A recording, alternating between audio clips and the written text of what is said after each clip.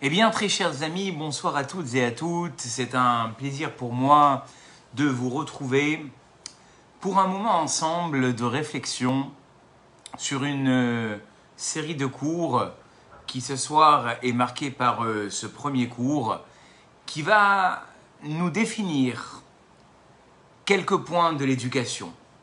Et ce soir, nous commencerons à parler d'un thème qui s'intitule « Faire de nos enfants les adultes de demain ». Le premier mot de ce cours, très chers amis, doit être la conscience.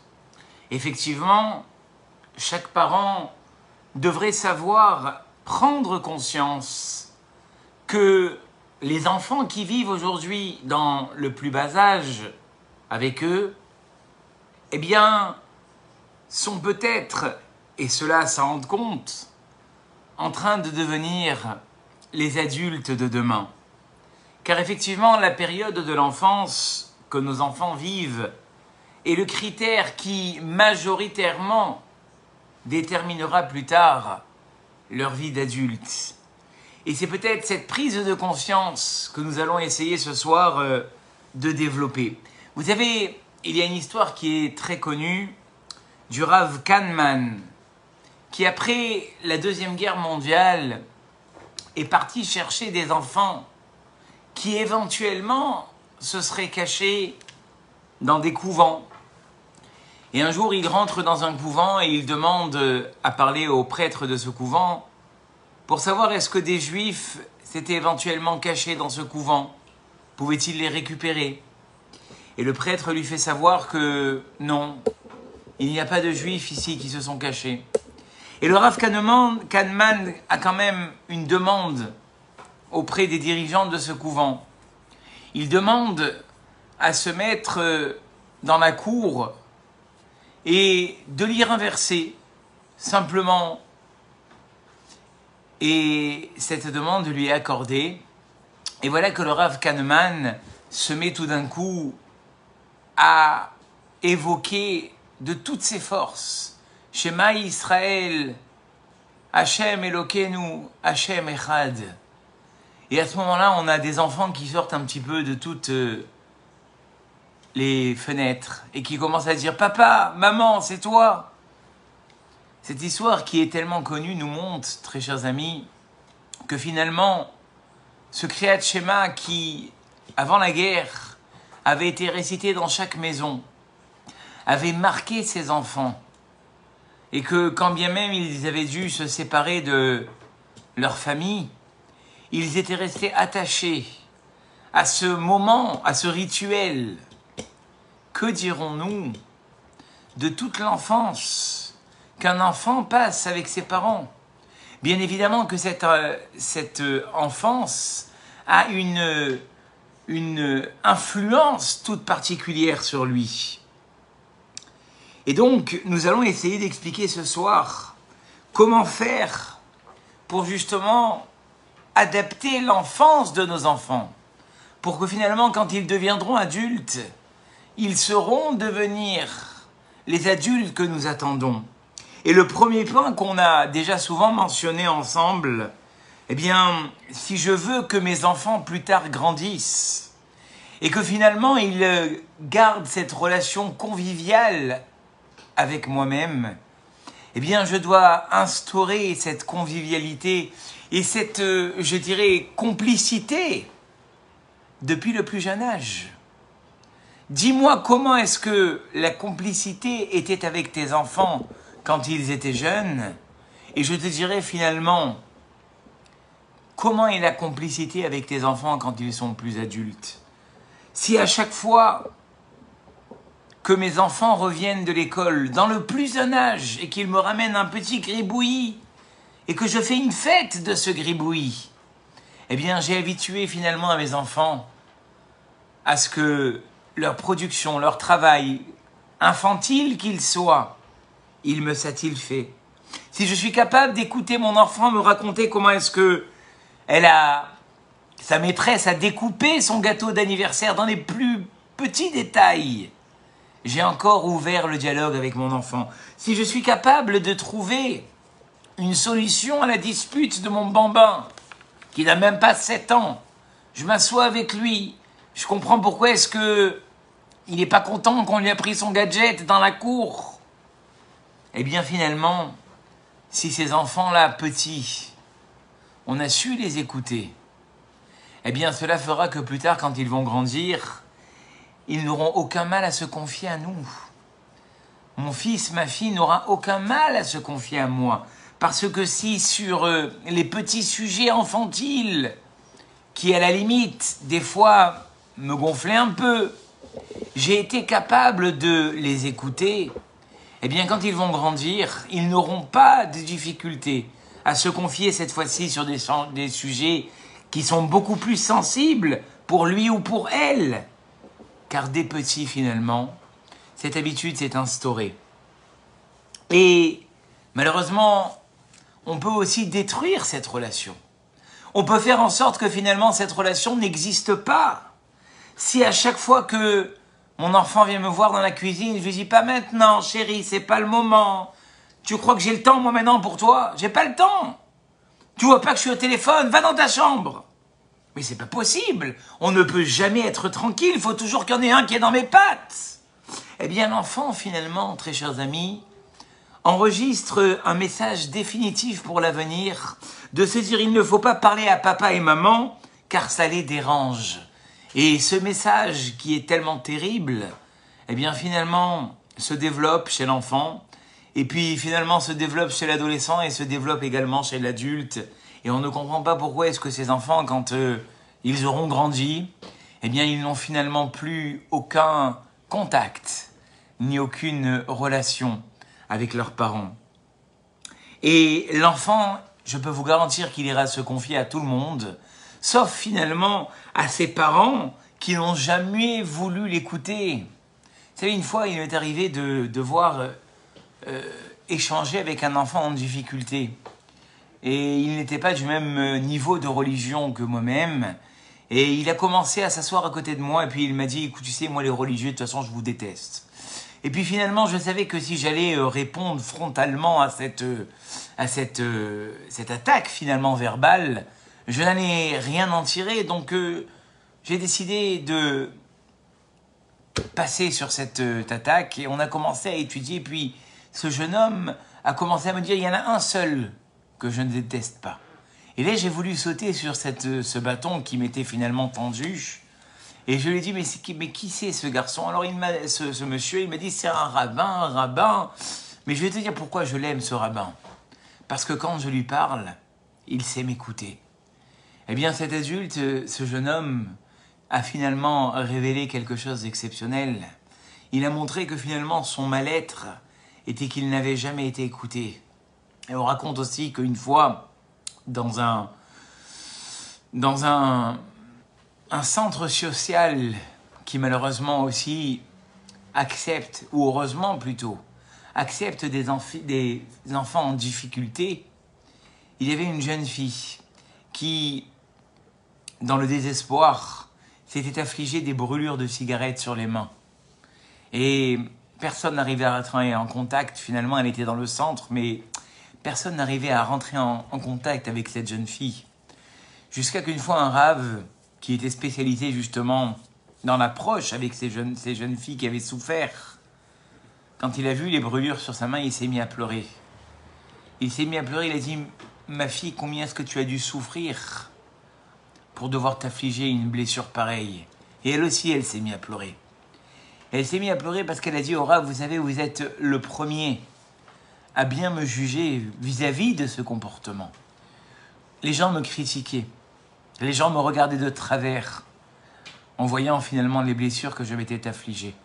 Mais vous ne vous êtes pas uniquement suffi de regarder la blessure, mais vous avez finalement essayé de comprendre quelle avait été la véritable souffrance derrière cette blessure. Et les recherches ont montré, très chers amis, que très souvent, pourquoi est-ce que des enfants accèdent à la violence? Eh bien, c'est parce que chez ces enfants-là, il y a eu un manque de communication, dès leur jeune âge, avec leurs parents. Et l'explication est simple. Toute la jeunesse l'enfant cherche à être réconforté. Toute la jeunesse, l'enfant cherche à être en confiance, à être rassuré, à ce qu'on lui réponde à ses questions, à ce qu'on lui dise qu'il est capable, qu'il a un potentiel. Et effectivement, s'il n'y a pas, il ou elle n'a pas été rassuré sur ce potentiel, eh bien, on fera grandir un adulte timide.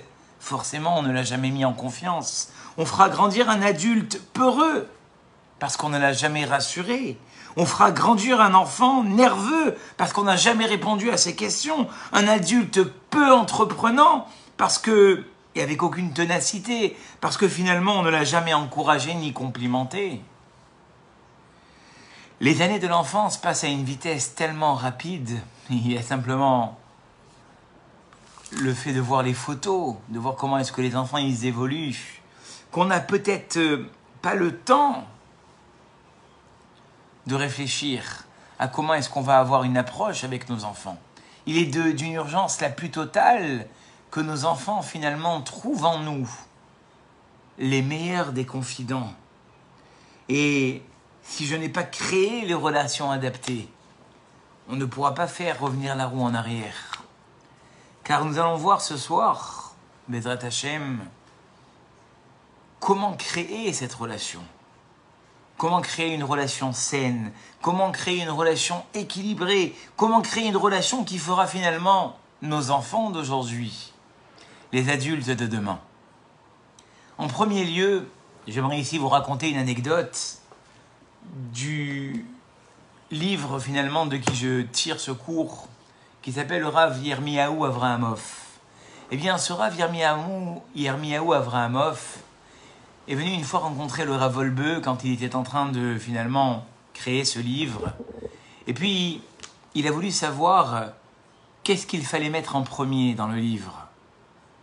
Il avait fait toute une liste de principes, puis il demanda au Rav, faut-il que je parle de la maison en premier ? Faut-il que je parle de la propreté, de l'ordre, de l'exemple personnel, de l'amour, de l'encouragement, etc. Rav Wolbe, il a dit, la première chose que tu dois mettre dans ton livre, c'est le Shalom Bayit, la paix dans le couple. Effectivement, la relation dans le couple, c'est peut-être la première chose à mettre dans les règles de l'éducation d'un enfant. En effet, la façon dont un couple va se comporter, eh bien, c'est la façon dont les enfants, à leur tour, vont se comporter entre eux, entre frères et sœurs, avec leur entourage, et plus encore, avec le couple qu'eux-mêmes formeront plus tard. C'est tellement important.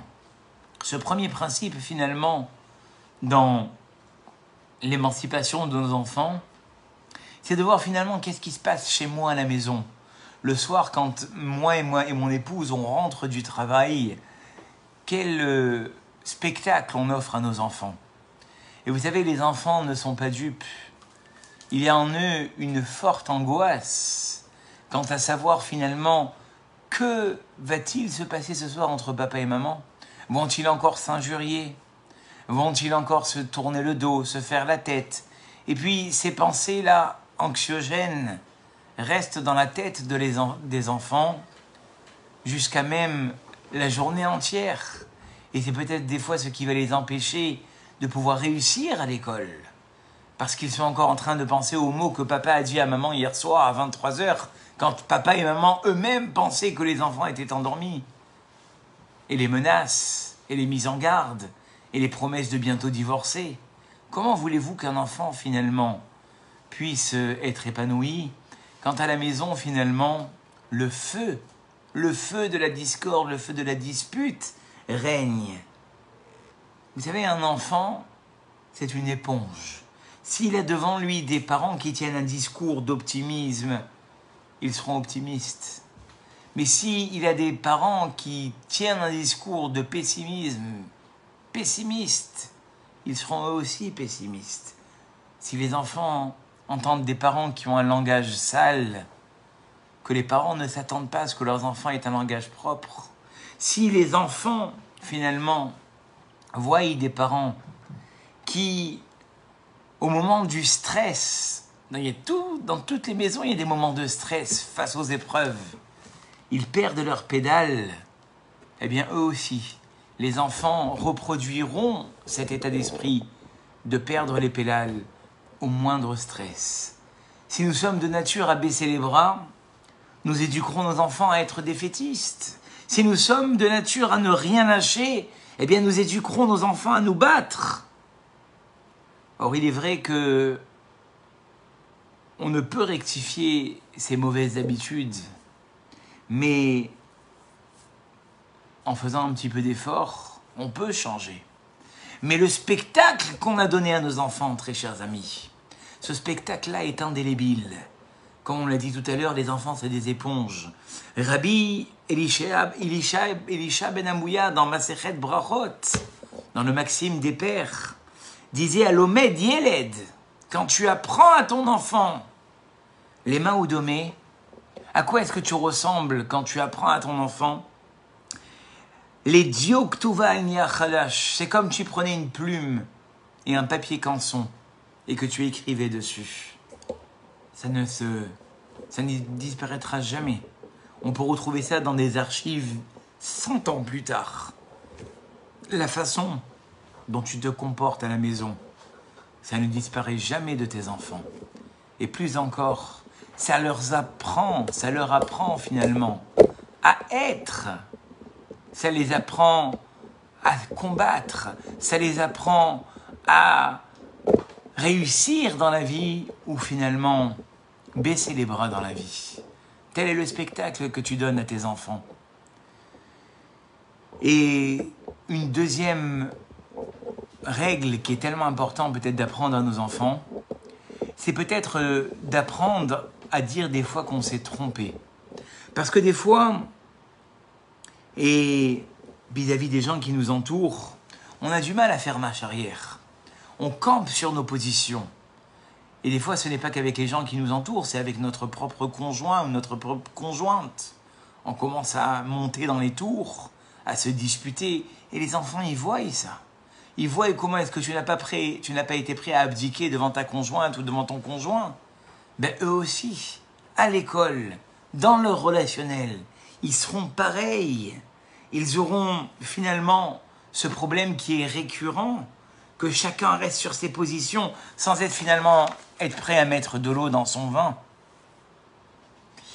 Et une autre chose aussi qui est importante, et nous allons la développer en 6 règles, c'est la relation qu'on peut avoir avec l'argent. La relation qu'on peut avoir avec l'argent, eh bien, donne une influence extraordinaire sur nos enfants. Car effectivement, les premières personnes dans leur vie qu'ils voient y manipuler de l'argent, c'est nous les parents. De quelle manière manipulons-nous notre argent? Avec largesse, avec radinerie, avec angoisse. Tout ça, rabotaille, c'est l'exemple qu'on donne à nos enfants. Et donc, il est de la plus haute importance que les enfants qui sont sous notre tutelle au niveau de l'argent, jusqu'à pratiquement leur majorité, et des fois même plus, qu'ils apprennent de nous la bonne relation avec l'argent. Dans cette ligne de conduite, il est de la plus haute importance de ne pas faire des cadeaux à prix exorbitant à nos enfants. Tout d'abord parce que très souvent, ces cadeaux-là, ils sont très vite mis de côté. Et entre parenthèses, sachons choisir nos cadeaux. Parce qu'aujourd'hui, comme nous sommes dans l'époque du modernisme, on a très vite fait d'offrir un écran, on a très vite fait d'offrir une tablette, puisqu'on gagne un peu le silence.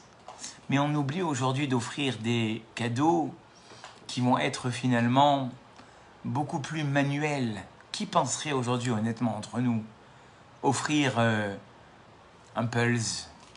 Qui penserait aujourd'hui offrir à des enfants une pochette de feutre de belle qualité, du papier canson, des tableaux pour peindre? Tout ça, finalement, on a l'impression que on parle de l'ancien temps, du temps de Marcel Pagnol.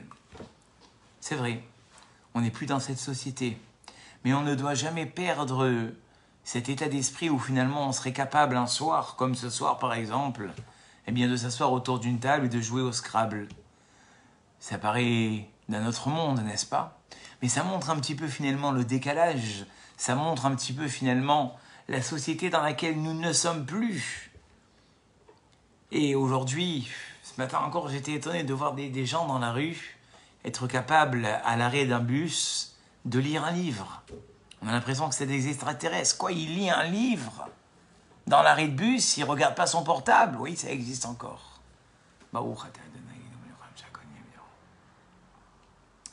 Alors, pour revenir à la relation avec l'argent, il y a aussi le fait de ne pas habituer à avoir aux enfants tout ce qu'ils veulent immédiatement. Tu veux ça, tu auras ça, tu veux ça, tu auras ça. Parce que finalement, je vais vous dire la vérité, un enfant n'apprécie pas, inconsciemment, il n'apprécie pas d'avoir tout ce qu'il veut immédiatement. Pour deux raisons. Tout d'abord parce que on l'habitue, plus tard, adulte, à avoir tout ce qu'il veut. Et si plus tard, adulte, il n'aura pas tout ce qu'il veut, ben il peut tomber même en dépression. Parce que finalement, il n'a pas tout ce qu'il veut au moment où il le veut. Ça peut plus tard créer un enfant qui va avoir des complexes de ne pas avoir ce qu'il veut. Et puis, les enfants n'aiment pas, comme je l'ai dit tout à l'heure, avoir ce qu'ils veulent. Et souvent, les parents s'étonnent, mais je ne comprends pas, je lui donne tout ce qu'il veut et j'ai aucune considération, il ne m'aime pas. Parce que des fois, il faut savoir faire attendre les enfants. Il faut savoir leur dire, il faut que tu mérites d'avoir ça. Après, je te le donnerai, mais pour l'instant, tu ne le mérites peut-être pas. Et puis, le quatrième principe, c'est que les parents ne doivent pas montrer d'attirance avec l'argent. Car rapidement, cela peut créer chez les enfants un point d'intérêt malsain. Et chaque enfant va peut-être même être amené à comparer avec ses frères et sœurs. Qu'est-ce que j'ai comme argent? Qu'est-ce que tu n'as pas comme argent? Et moi, j'aurai plus que toi. Et on va surtout retrouver des enfants qui, contre des études honorables, seront prêts à accepter des boulots très très faciles pour faire de l'argent facile. C'est ça ce qu'on risque d'apprendre à nos enfants. Et un autre point important aussi, très chers amis, c'est que l'argent ne doit surtout pas être un moyen de négociation. Si tu sors étendre le linge, si tu me descends les poubelles, si tu me fais la vaisselle, alors je te donnerai, je te donnerai, je te donnerai. On habitue nos enfants finalement à avoir des négociations avec eux, de leur donner parce qu'ils ont fait, de leur donner parce qu'ils ont aidé, chose qui de façon générale devrait être normale, de mettre sa main à la pâte dans la maison. Je le commercialise. Et plus l'enfant va faire des tâches, plus il va être tenté à être payé. Et qu'est-ce que l'enfant apprend si on le paye? Eh bien, il apprend tout d'abord que à la maison, tout peut être monnayable. Et en plus de ça, au lieu de vivre une enfance insouciante, loin de l'argent, de tous ses problèmes, eh bien, il sera avec l'envie permanente, finalement, de demander de l'argent. Et je dis toujours que l'argent, à quoi doit-elle servir dans ce jeune âge? Eh bien, c'est peut-être pour aider l'enfant à relever des défis personnels.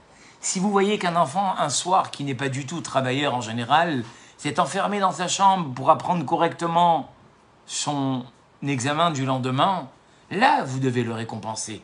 Parce qu'il a été capable, finalement, de s'élever plus haut que ses défis personnels. Si vous voyez un enfant qui, de façon générale, est désordonné, mais qui a intrinsèquement décidé de ranger son armoire, là, il va falloir le récompenser. Parce qu'encore une fois, il s'est relevé dans ses défis personnels. Si vous voyez un enfant qui, en général, est très nerveux et ne sait pas céder, qui, tout d'un coup, est devenu tolérant avec ses frères et sœurs, là, je dois le récompenser, le couvrir de cadeaux, même monnayables. Parce que là, je lui aurais donné une valeur à ses efforts. Un autre point aussi qui est important pour finalement aider nos enfants à être les adultes de demain, c'est leur donner des responsabilités. Très souvent, pas par manque de bonne volonté, mais parce qu'on a besoin d'être aidé. On appelle des nounous. On appelle, alors j'aime pas les appeler les femmes de ménage, mais des personnes qui viennent nous aider à ranger la maison, à faire propre. On appelle des babysitters. Il n'y a pas de problème. Mais dit le Rav, cela doit rester exceptionnel. Parce que finalement, si les enfants à la maison, ils voient que des nounous, si les enfants à la maison, ils voient que des babysitters, et ils voient que des dames de ménage, eh bien finalement, qu'est-ce qu'ils apprennent? Ils apprennent qu'une maison peut se gérer sans que les parents soient là. Et plus tard, quand à leur tour, ils seront parents, eh bien eux aussi ne seront peut-être jamais là pour profiter de belles soirées avec leurs enfants. Ils savent qu'ils peuvent faire garder la maison par quelqu'un d'autre. Vous savez, j'aime beaucoup le micro-trottoir. Et souvent, j'ai eu l'honneur de participer à des fêtes de thèse. Quand un étudiant fait une thèse.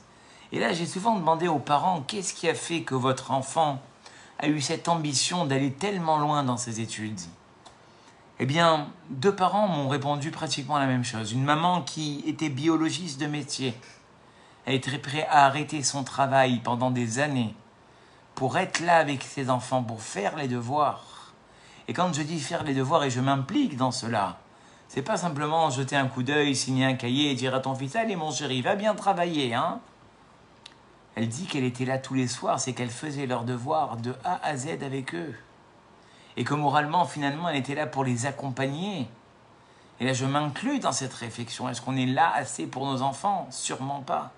Alors, au Hachem, on a des enfants qui sont, on va dire, autonomes. Mais attention de ne pas les perdre en chemin. De toujours jeter un coup d'œil, de toujours leur demander de temps en temps, quel examen tu as demain? Où est-ce que tu en es dans tes révisions? Comment ça se passe à l'école? Qui tu fréquentes? Où est-ce que tu t'assois? Qu'est-ce que tu manges? Comment est-ce que ça se passe avec les professeurs? Sont-ils fiers de toi? Montre-moi tes cahiers. Comment tu écris dans tes cahiers? Montre-moi tes cahiers. Ça, c'est quoi comme note? Être connecté avec eux. Leur donner ce sentiment que finalement on est à leur côté. Un rave aussi à témoigner. Que tous les soirs, il finissait ses cours beaucoup plus tôt juste pour que être à côté de ses enfants. Eh bien, ces 2 parents, la maman en question, qui avait arrêté son travail personnel, elle a eu 2 enfants, un qui a fini dans la médecine et l'autre dans la grande gestion. Et ce Rav aussi, qui a été capable finalement de laisser du temps pour ses enfants. Il a eu des enfants qui ont été dans la médecine. Et peut-être qu'un des points aussi qui est tellement important dans la relation avec nos enfants, c'est le Shabbat. Pour revenir aux responsabilités, comme on a dit tout à l'heure, eh bien, on doit, chaque veille de Shabbat, faire en sorte que chacun de nos enfants ait une responsabilité à la maison. Le Shabbat doit être le souci de chacun, du plus petit au plus grand. Chacun peut faire quelque chose. L'un aidera au rangement, l'autre à la cuisine, l'autre à mettre la table, l'autre à passer la serpillière. Ça doit être l'affaire de chacun. Je dois responsabiliser les enfants de ma maison, du plus petit au plus grand. Toi, tu vas couper le sopalin. Toi, tu vas poser les fourchettes sur la table. Toi, tu vas mettre les bouteilles d'eau au frigidaire. Chacun à son niveau. Et sur cette idée du Shabbat, Rabotaï, 2 points extrêmement importants. Qu'on n'entende pas les parents dire devant leurs enfants « Oh, j'en peux plus, j'en ai marre, je suis dégoûté, ça me fatigue, j'en peux plus de ces Shabbats. » Qu'est-ce qu'il apprend, l'enfant? S'il entend ses parents dire « J'en peux plus du Shabbat », il apprend que la préparation du Shabbat est un fardeau. Ça ne lui donne pas envie, lui, plus tard, plus grand, d'être Shomer Shabbat. Quand il voit ses parents... Et par-dessus tout, puisqu'on parle des préparatifs du Shabbat, ne jamais complexer un enfant sur sa façon d'aider. Elle t'a aidé à préparer un gâteau, alors c'est vrai, elle a fait gicler les œufs de partout, elle a mis des coquilles, c'est pas grave. Ne lui dis pas tu es maladroite, ne lui dis pas ton gâteau il est dégoûtant. Là où on est en train de prendre l'enfant et de le briser sur ses efforts qu'il est en train de faire. Ne dis pas à un enfant qui est parti te faire les courses, mais tu m'as acheté n'importe quoi, mais tu n'es pas capable. L'enfant, il enregistre dans les deux cas cités qu'il n'est pas capable. Et ce refrain infernal lui reviendra dans la tête jusqu'à son âge adulte. Il aura entendu de ses enfants, de ses parents dire qu'il est incapable. C'est une des plus graves avérotes, j'ai envie de dire dans le Chinour, de dire à un enfant quoi que ce soit, dans quelque domaine que ce soit, tu n'es pas capable, tu es un bon à rien, c'est prendre l'enfant et lui briser son avenir à bataille. Ça doit être une parole qui ne sort jamais de nos bouches. Et ce qui est important aussi d'apprendre à nos enfants pour que finalement ils soient les adultes de demain, eh bien c'est d'apprendre à ce qu'ils puissent eux-mêmes prendre des décisions, les faire participer aux petites décisions pour ne pas les habituer, écoutez-moi bien, à l'indécision. Ne pas avoir plus tard des enfants indécis qui ne sauront pas quoi faire de leur vie. Et cela passe par des petites choses. Qu'est-ce qu'on va faire ce Shabbat, ma chérie? Qu'est-ce que tu en penses? On fait quoi comme poisson? On fait du poisson frit, on fait du saumon. Qu'est-ce que tu en penses? Du saumon fumé, ça te plaît? Allez pour le saumon fumé. Ou alors les papas, tu sors ton costume. Qu'est-ce que tu en penses de ce costume, mon chéri? Il te plaît? Qu'est-ce que tu en penses si je mets l'autre? J'ai aidé mes enfants à participer et à prendre des décisions, ne serait-ce que les plus minimes. Les plus minimes.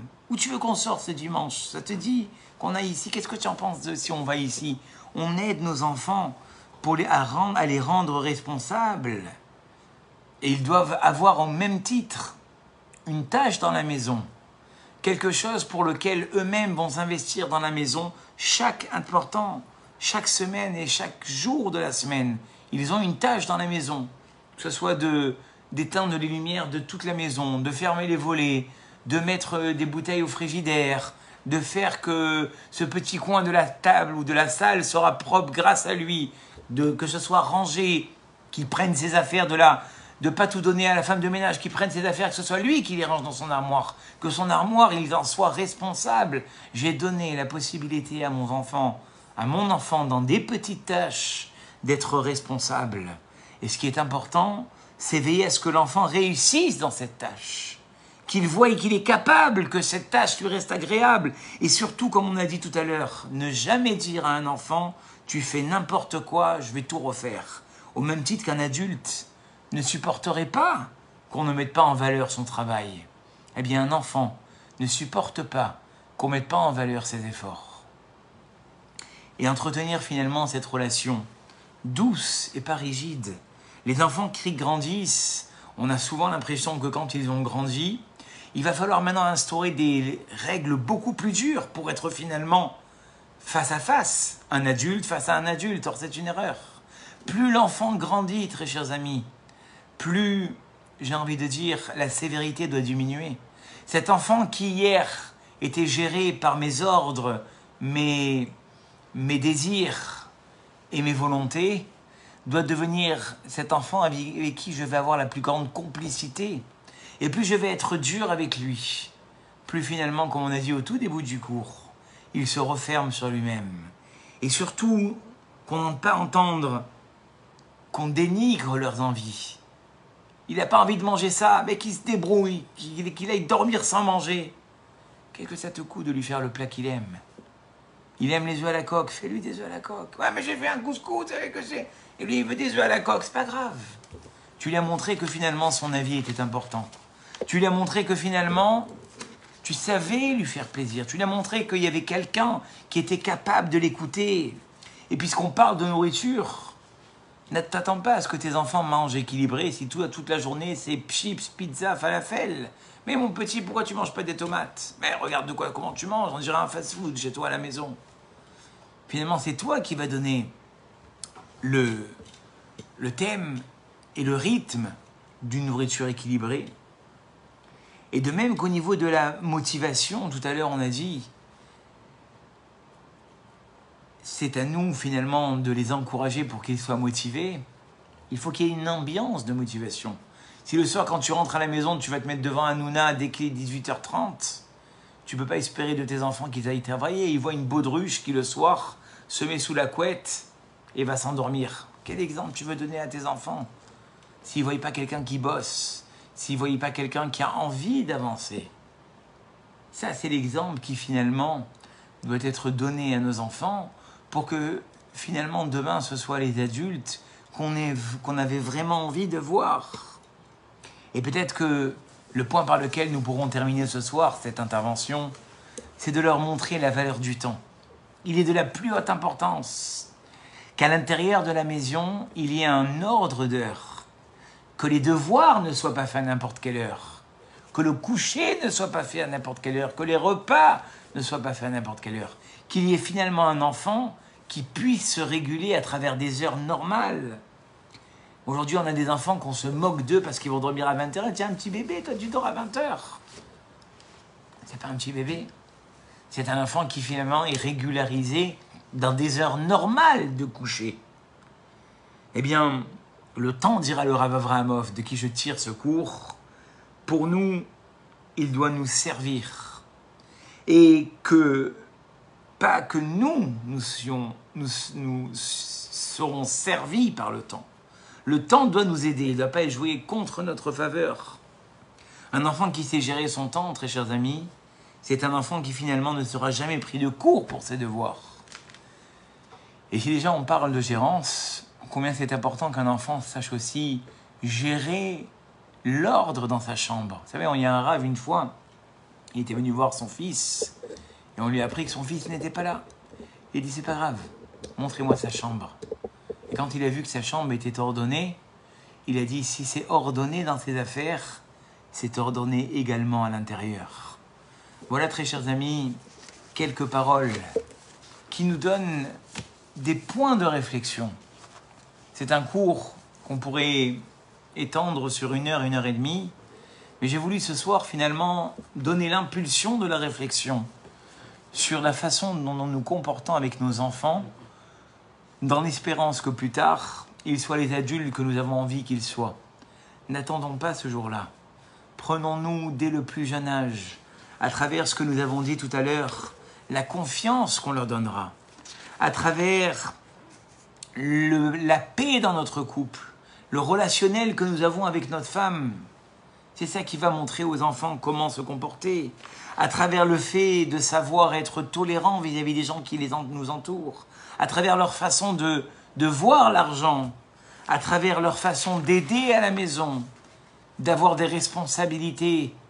Eh bien, tous ces points-là, si on a su déjà y réfléchir, et si on a su y prêter attention, on a déjà assuré au moins 50% de leur réussite quand ils arriveront à l'âge adulte. Je vous dis à tous, Beat Lacha Rabba, et je vous donne rendez-vous très prochainement pour d'autres vidéos sur le thème de l'éducation, du mariage et de tous les autres sujets qui pourront nous intéresser dans la société dans laquelle nous vivons. Je vous dis Shabbat Shalom et Mevorach d'ici là, et à très bientôt pour un nouveau Selfie Torah.